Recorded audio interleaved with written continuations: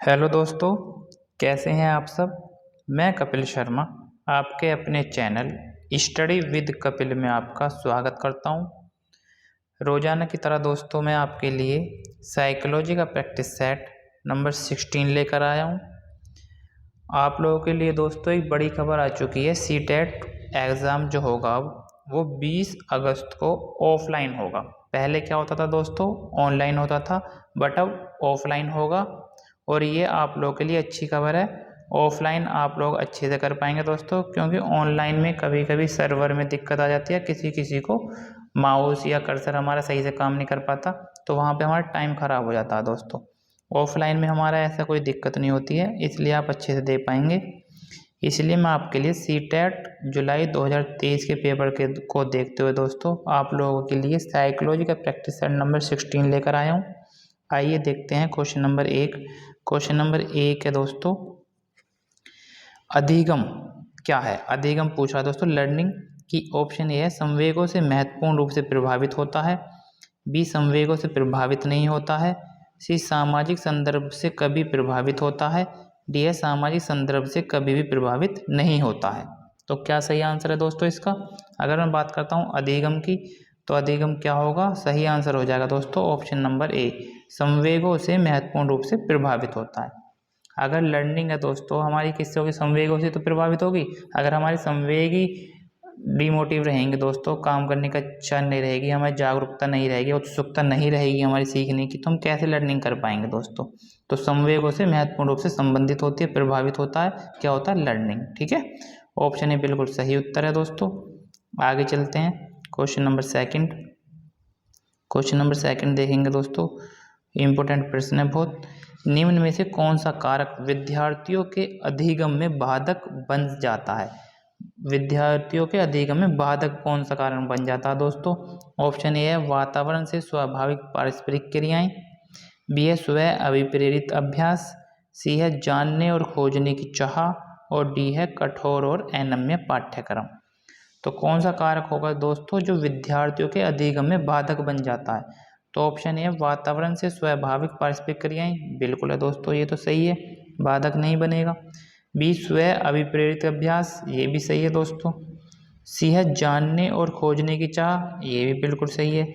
और डी है आपको कठोर और अनम्य पाठ्यक्रम। अलग ही दिख रहा है दोस्तों कि यही गलत है, और बाधक आपसे पूछ रहा है, तो ऑप्शन डी बिल्कुल सही उत्तर हो जाएगा। Option D is the right answer दोस्तों। ठीक है, तो सही उत्तर क्या हो जाएगा हमारा, ऑप्शन नंबर डी हो जाएगा दोस्तों। आगे चलते हैं दोस्तों, क्वेश्चन नंबर 3 को देखते हैं। 3 क्या है कि अपनी स्वयं की संज्ञानात्मक प्रक्रियाओं से अवगत होना क्या कहलाता है। कि अपनी स्वयं की जो संज्ञानात्मक प्रक्रिया से अवगत होना क्या कहलाता है।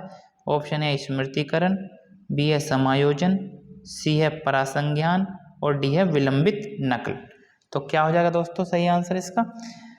क्वेश्चन को अच्छे से पढ़ेंगे। अपनी स्वयं की संज्ञानात्मक प्रक्रियाओं से, स्वयं की जो संज्ञानात्मक प्रक्रिया से अवगत होना क्या कहलाता है। तो सही आंसर हो जाएगा दोस्तों ऑप्शन नंबर सी, परासंज्ञान होगा। क्या होगा, परासंज्ञान कहलाता है दोस्तों। अच्छे से ध्यान रखना है, कंफ्यूज नहीं होना है कि स्मृतिकरण या समायोजन में आप जा सकते हैं, बट सही आंसर क्या है, परासंज्ञान है। Option number C is the right answer दोस्तों। कि स्वयं की संज्ञानात्मक प्रक्रियाओं से अवगत होना क्या कहलाता है, परासंज्ञान कहलाता है दोस्तों। ठीक है, आगे चलते हैं दोस्तों, क्वेश्चन नंबर 4। क्वेश्चन नंबर 4 है कि विकास के संदर्भ में निम्नलिखित में से कौन सा कथन सही है। विकास के संबंध में कौन सा कथन सही है दोस्तों। ऑप्शन ए विकास पूर्ण रूप से केवल आनुवंशिकता का ही परिणाम है, बी है विकास का क्रम विशिष्ट से सामान्य की ओर होता है, विकास बाहर से केंद्र की ओर होता है, और विकास सिर से पांव की ओर होता है। आपने अच्छे से पढ़ा है दोस्तों, क्या सही हो जाएगा इसका आंसर। कि विकास पूर्ण रूप से आनुवंशिकता का परिणाम है दोस्तों, पूर्ण रूप से आनुवंशिकता का नहीं होता तो गलत हो जाएगा। ऑप्शन बी है विकास का क्रम विशिष्ट से सामान्य की ओर, गलत है दोस्तों, सामान्य से विशिष्ट की ओर होता है। ठीक है, और सी है विकास बाहर से केंद्र की ओर दोस्तों, तो ये भी गलत हो जाएगा, केंद्र से बाहर की ओर होता है, केंद्र से बाहर की ओर होता है विकास। और डी है विकास सिर से पांव, बिल्कुल सही है दोस्तों, सिर से पांव की ओर होता है। तो आपने विकास के सिद्धांत अच्छे से पढ़े हुए हैं दोस्तों। इसे क्या बोलते हैं हम, शीर्षगामी बोलते हैं, विकास जो होता है वो सिर से पांव की ओर होता है दोस्तों। तो ऑप्शन डी बिल्कुल सही उत्तर है। अच्छे से ध्यान रखेंगे, ऑप्शन नंबर डी बिल्कुल सही उत्तर है दोस्तों। आगे चलते हैं दोस्तों, क्वेश्चन नंबर 5 देखते हैं। क्वेश्चन नंबर 5 है दोस्तों, मैंने कई बार आपको परीक्षा में आया हुआ क्वेश्चन है और परीक्षा में किसी न किसी प्रकार घुमा कर पूछता है दोस्तों क्वेश्चन, बट आंसर हमारा वही रहता है। मैंने आप लोगों को समाजीकरण में प्राथमिक और द्वितीय संस्थाएं मैंने आपको बताई हैं, वही आपसे पूछ रहा है दोस्तों कि प्राथमिक कक्षा के बच्चों के लिए निम्नलिखित में से कौन सा प्राथमिक समाजीकरण का कारक या संस्था है। तो ऑप्शन है निकटतम परिवार, बी है सांस्कृतिक धारणाएं, सी धार्मिक संगठन और डी है मुद्रित संचार माध्यम। तो सही आंसर क्या हो जाएगा दोस्तों। अगर बात करता हूँ प्राथमिक की, तो कौन सा हो जाएगा, निकटतम परिवार बिल्कुल सही आंसर है दोस्तों। ऑप्शन नंबर ए बिल्कुल सही आंसर है। ठीक है, तो क्या हो जाएगा हमारा, और सब किस में आते हैं, ये सेकंड द्वितीय में आते हैं। तो बाहरी संस्था जो होती है, जो उसकी प्राथमिक से द्वितीय समाजीकरण में आएंगे दोस्तों ये। और प्राथमिक में क्या आएगा, हमारे निकटतम परिवार, जो हमारे परिवार होता है वो हमारी प्राथमिक संस्था होती है दोस्तों समाजीकरण की। ठीक है, तो ऑप्शन नंबर ए बिल्कुल सही उत्तर है। आगे चलते हैं दोस्तों, क्वेश्चन नंबर 6 देखेंगे। क्वेश्चन नंबर 6 देखते हैं हम। क्वेश्चन नंबर 6 है दोस्तों कि जीन पियाजे के संज्ञानात्मक विकास के सिद्धांत के अनुसार बच्चे किस अवस्था में चिंतन को मानसिक रूप से परिवर्तित कर सकते हैं। चिंतन को मानसिक रूप से परिवर्तन कर सकते हैं दोस्तों। ऑप्शन है संवेदी गत्यात्मक, बी पूर्व संक्रियात्मक, सी मूर्त संक्रियात्मक और डी है औपचारिक संक्रियात्मक। दोस्तों जीन पियाजे से क्वेश्चन 100% आएगा दोस्तों, इसलिए अच्छे से अपने क्वेश्चन को रिवाइज करते रहिए। प्रैक्टिस सेट आप खूब दीजिए दोस्तों, एक एक क्वेश्चन को 10-10 बार कीजिए दोस्तों। ठीक है, जीन पियाजे के संज्ञानात्मक विकास के सिद्धांत के अनुसार बच्चे किस अवस्था में चिंतन को मानसिक रूप से परिवर्तित कर सकते हैं दोस्तों। सही आंसर क्या है, ऑप्शन नंबर सी मूर्त संक्रियात्मक, कॉन्क्रीट अवस्था जो होती है दोस्तों, मूर्त संक्रियात्मक अवस्था में बच्चे जो होते हैं चिंतन को मानसिक रूप से परिवर्तित कर सकते हैं दोस्तों। ठीक है, अपना बदल सकते हैं, सोच जो होती है चिंतन को मानसिक रूप से परिवर्तित कर सकते हैं। तो सही आंसर क्या है, ऑप्शन नंबर सी बिल्कुल सही आंसर है।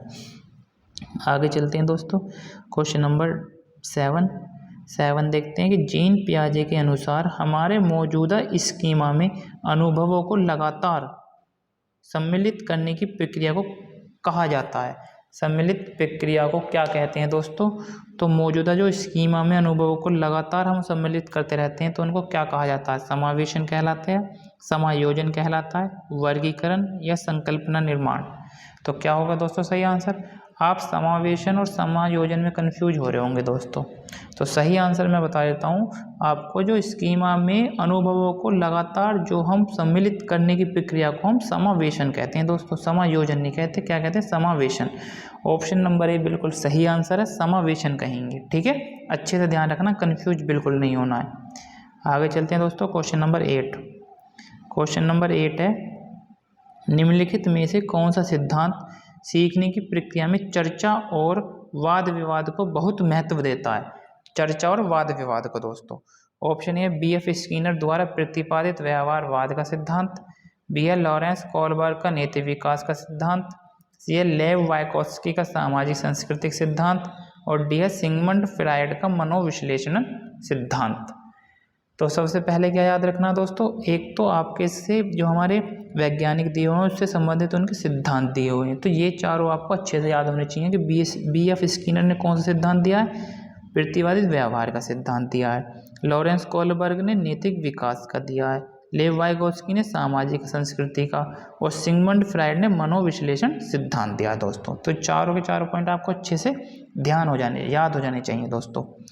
और ये आपसे क्वेश्चन क्या पूछ रहा है कि निम्नलिखित में से कौन सा सिद्धांत सीखने की प्रक्रिया में चर्चा और वाद विवाद को बहुत महत्व देता है। कौन है दोस्तों, लेव वाइगोत्स्की का सामाजिक सांस्कृतिक सिद्धांत। तो चर्चा और वाद विवाद हम कहाँ करेंगे दोस्तों, समाज में तो करेंगे, तो इस तरह से आप रिलेट कर सकते हैं। ठीक है, तो चर्चा और वाद विवाद को महत्व कौन देता है, लेव वाइगोत्स्की का सामाजिक सांस्कृतिक सिद्धांत देता है दोस्तों। ऑप्शन नंबर सी बिल्कुल सही उत्तर है। ठीक है, आगे चलते हैं दोस्तों क्वेश्चन नंबर 9 पे। क्वेश्चन नंबर 9 देखेंगे दोस्तों कि रचनात्मक आकलन, क्या कह रहा है, रचनात्मक आकलन जो फॉर्मेटिव असेसमेंट होता है दोस्तों, क्या है वो। ऑप्शन ए सत्र के अंत में किया जाता है, बी केवल मानकीकृत परीक्षणों के माध्यम द्वारा किया जाता है, सी है समूची शिक्षण अधिगम प्रक्रिया के दौरान किया जाता है, और डी है केवल एक विशिष्ट शिक्षक द्वारा किया जाता है। तो क्या होगा दोस्तों सही आंसर इसका।